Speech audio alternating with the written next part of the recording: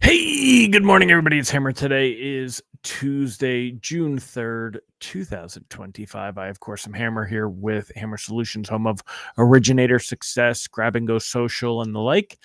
If you're here this morning, say good morning and love to hear from you. Today, we're going to talk about JOLTS data. It's electric. Boogie, woogie, woogie.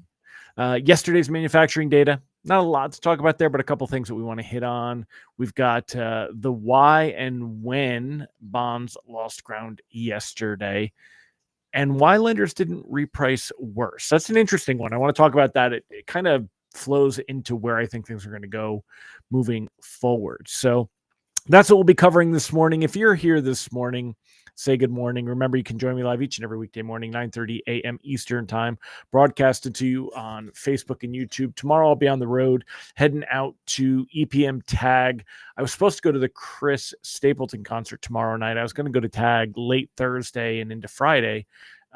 Tag being the American Gift. It's a big event put on by EPM in Atlanta. Who's going to that, by the way? If you're going to Tag, let me know in the comments. Just curious on how many of you are going. And so anyway, I was supposed to go to Chris Stapleton. They were kicking off their tour in Greenville, South Carolina. Apparently, according to an email, something broke and they can't fix it and they can't perform. So they pushed it off till July 9th. Thankfully, we'll still be able to go.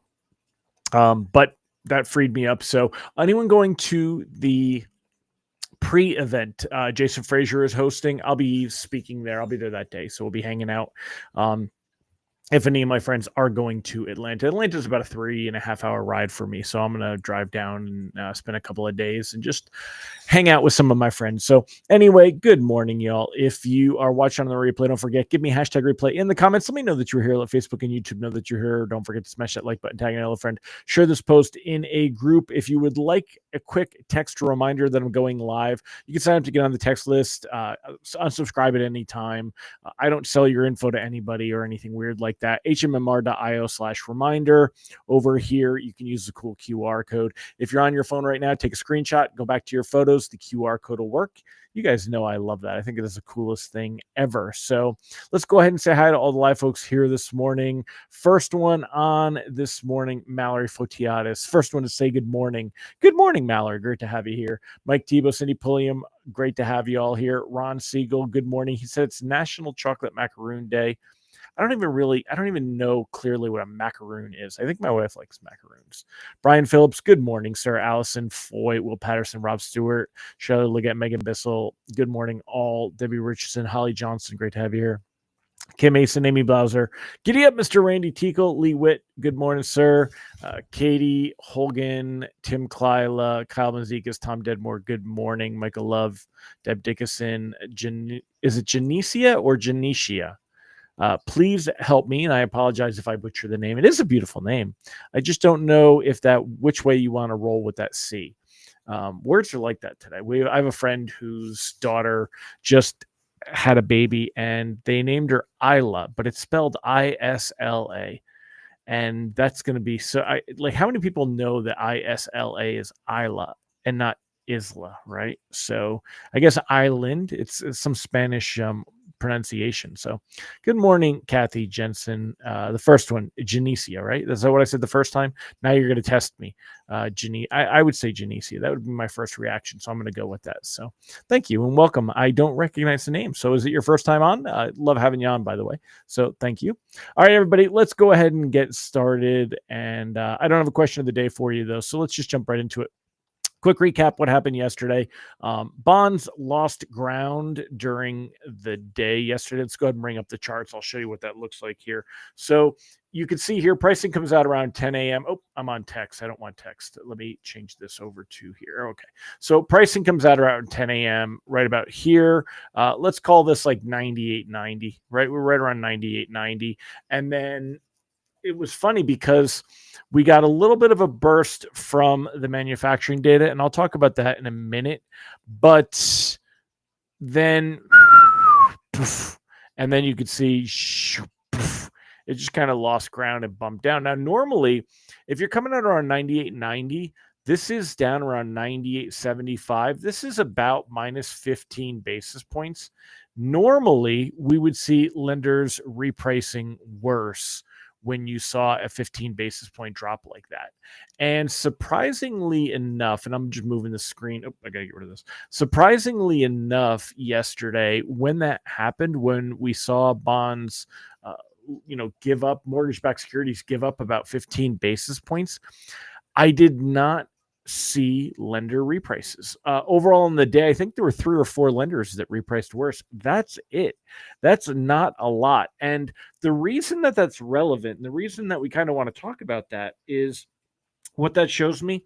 It shows me that lenders, when they priced in the morning with the first rate sheet, when they were pricing here, it shows me that they were actually pricing pretty conservatively and that they were expecting things to get worse. And they're probably looking at the same headlines that I was talking to you about, things going on with China and the trade war stuff and the tariff stuff, and even some UK stuff over there where, they were talking about, reciprocal tariffs. And there's concern about the big bloated bill, the one big bloated bill, and all that stuff. So it was kind of surprising to see that we lost ground. Now, we did pick up some improvement here late in the afternoon. But if things had come out the way that they ended the day, we would have seen slightly worse pricing on rate sheets this morning. But in fact, if we take a look here where we're at this morning, bonds did start the day. See this, where you've got the straight line jump up right here. That's overnight trading. So bonds did start the day a little bit better on the day. And then there was just some kind of erratic trading for the morning. That's normal. We're not worried about that at all. But we take a look here, lost a little ground, gained back a little bit of ground. So we're about here. Basically, where does that put us? That puts us, if I line these up just like this, that basically puts us right about the same spot. So generally, when you see this, if lenders set rate sheets right here, they should be pretty similar right here. Now at 10 a.m., it's 9:40 right now. At 10 a.m., we'll see the JOLTS data come out. So we'll talk about that in a minute. But rate sheets today should be similar to yesterday, maybe a smidge worse for some lenders, as bonds are struggling to hold on to this morning's gains. I've seen this up and down a little bit. Right now, it's 8 basis points. If it stays about there, if it loses ground. So we're going to get the JOLTS data at 10 a.m. Eastern time. JOLTS is Job Opening Labor Turnover Survey. And what makes the JOLTS data relevant is you're looking to see, is there more demand for workers or more supply? Demand meaning there's more job openings. So workers have the upper hand. More job openings means that companies are having a hard time filling those jobs and that the workers have more to choose from. It means workers could leave the job that they're in now, have a good shot at getting a different, better job if they were to leave. We'll also, the second part of JOLTS is labor turnover, and labor turnover is layoffs and, things like that. So we'll be looking at that as well. Now, it's unlikely that we see a lot of movement this morning based on that JOLTS data. It's not going to show a tremendous amount of strength or weakness. And even if it does show some, markets aren't going to have a very strong reaction to that data this morning. We're still, going to see the biggest reaction on Friday with the BLS jobs data. So, yes, Ron Siegel is pointing out that bonds are basically bouncing along the 100-day moving average. It's not so clear on the 5.5. If we take a look here, Ron, if we look at the 5.5, the 100-day moving average is this green line that you see right here. Right. So it comes all the way across like this. And we're below that 100-day moving average. And we could see bonds go much worse. They're not getting any support from it. This is a resistance level. When we look at mortgage-backed securities, we want to see them move up. That's better for rate sheet pricing. If they move down, that's worse for rate sheet pricing. Okay.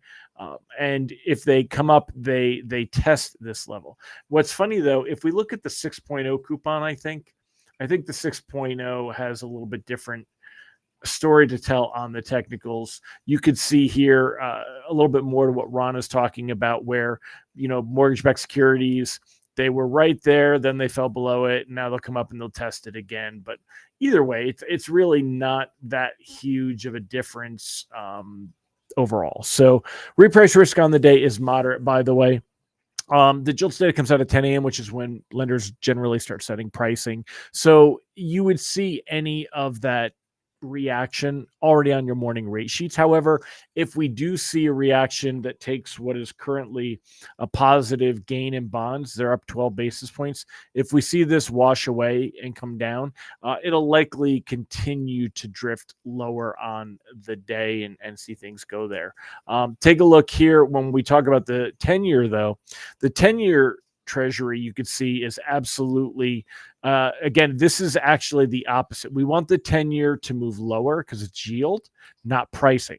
So we want that to break through. And if you look at this yellow line, which is the 100-day, me highlighting that 100-day moving average, the 10-year has been above it. The higher it goes, the worse you're getting at pricing.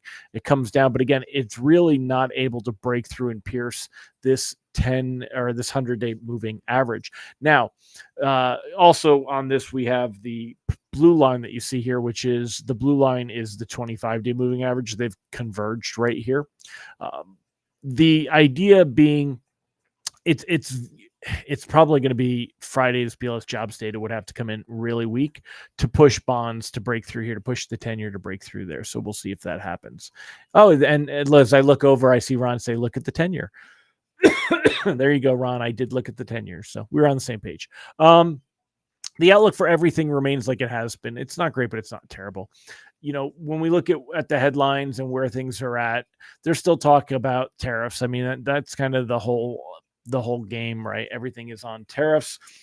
Looking at, Wall Street games out how to profit from Trump tariff flip-flops.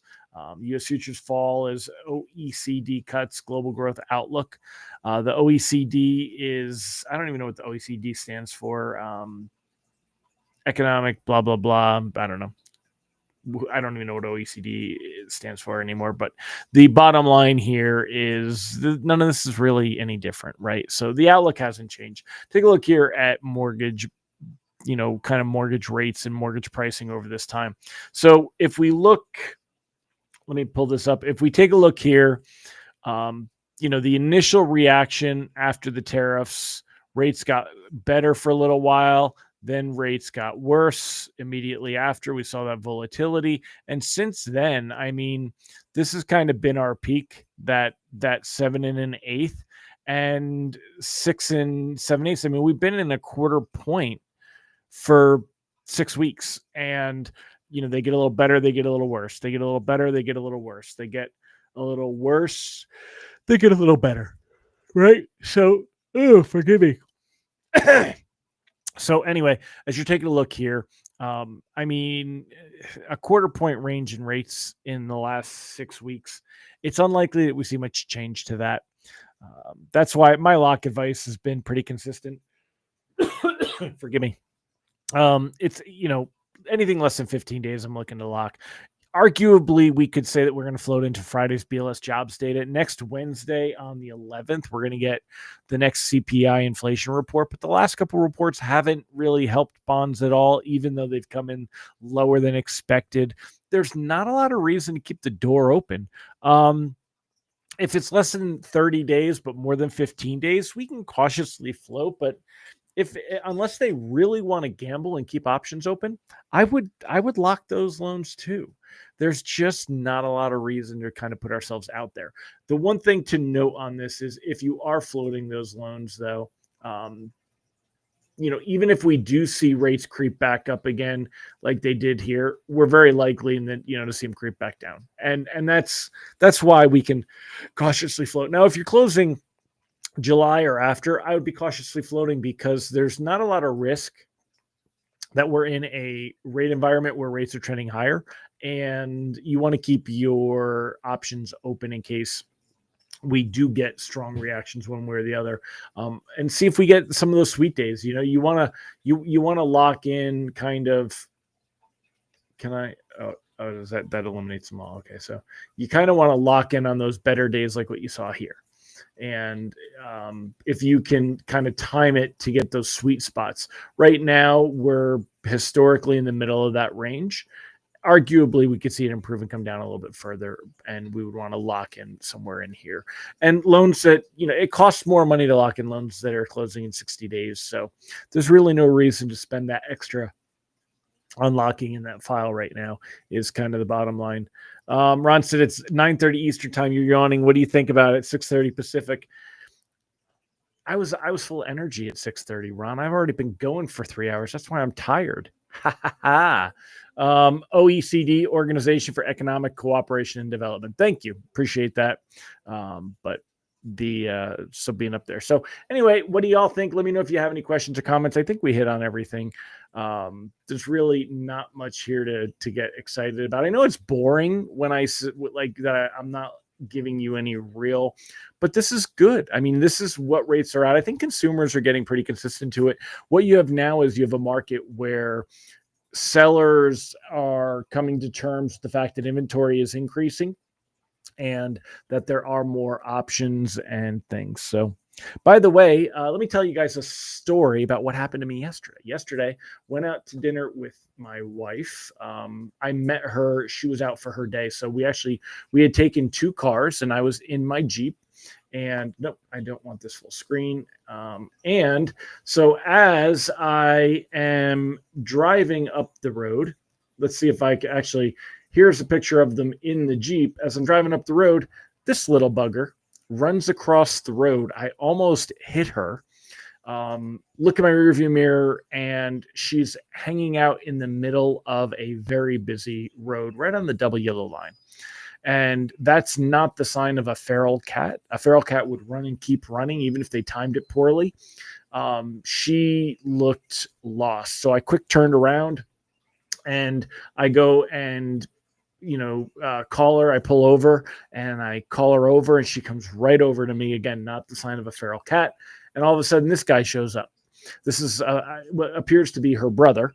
And yes, cats can be totally different colors, by the way. They can even have different fathers. How crazy is that, right? They can actually have different fathers at the same time. So but these two are here, and they were right in front of some mobile homes, very rundown mobile homes that there was a guy outside of, and he was cleaning up a lot of garbage. And I said, "Hey, are these yours, or do you know whose these are?" And he said that they'd been around for a couple of days, and he thought that they were abandoned, that the people that had been in the trailer, the two trailers there that are together, that they had been evicted, and he thought that they had been abandoned. So my wife, as many of you know, volunteers at Feline Urgent Rescue, the cat sanctuary that's in near town here. So I couldn't in good conscience leave these guys to this guy and gal to get hit by a car, because they did not look like they know what they were doing. So we'll check them for a microchip to see if they're anybody's, and we'll post about them being lost, but it's very unlikely. They look like they were abandoned kitties. So we are fostering what my daughter on FaceTime apparently got to name these cats. This is Sophia and George, that we are fostering, and we'll get them fixed. He's not fixed. She probably isn't either. So we'll get them fixed and dewormed and do whatever other stuff to them, and then look to put them in a nice in their forever home. So I will not be keeping them, but they are hanging out over here, sleeping, lazy little bums, and they are there. So that was my story from yesterday, as these two very, very friendly, very sweet cats are there. So also the American Gift. Anyone else going to the EPM event? Let me know in the comments. Are none of you going? If you're not going, say no, I'm not going, or just say no. I'm just curious. Nobody's going to that event? Nobody that's watching? There's 32 of you on this morning. Nobody going? So anyway, thanks y'all for joining me. Appreciate you. Y'all have a fantastic day. Tomorrow, I'm going to be coming to you from the road. Hopefully I can get some decent internet. It's going to be a little bit of a shorter call, but there won't be much to cover. And then, yeah, of course, Debbie, you can't leave these little things for to get run over or eaten, right? So no, none of y'all are going. Zelinki, you're out on the west coast for you. So mommy duty calls. Genesia, yeah, that's the first calling. So Ron Siegel, no clue what the event is. It's a wholesale. EPM is a wholesaler, and they do an event out here. It's one of the more well attended. This one is going to be at the Mercedes-Benz Center, which is the football stadium. So that should be pretty cool. Mike Tebow, Kathy Jensen, Randy Teagle. Yeah. All right. Well, hopefully I'll see some of y'all at summer camp in July. And no, Tom Brady is not going to be there, Harry. Apparently something happened and he's not going to be there. So I forgot who they have keynoting it now. But it was, you're right. Tom Brady was supposed to be there and was not able to fulfill that commitment for whatever reason. So, all right, my friends. Well, I'm going to wrap it up. I will see you tomorrow. Thank you again, and get out there and have a fantastic day. Bye-bye.